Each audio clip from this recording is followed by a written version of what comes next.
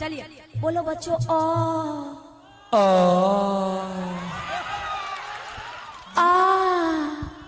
आ जियो ई ई ऊ।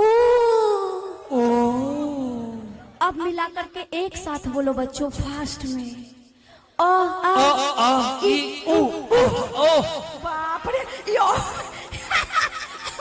क्या बात है मार्गो जी, क्या बात है। बहुत अच्छा है ये वेरी गुड वेरी गुड। पढ़ले हैं एकदम से।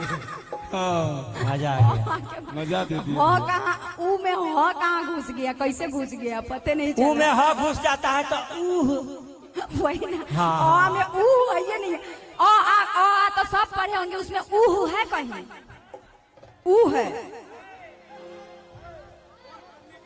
ओए बोल रहे हैं कि जोर पड़ने के बाद हाँ ऊ जोर पड़ता है अब विसर्ग लग जाता है तो ऊ हो जाता है।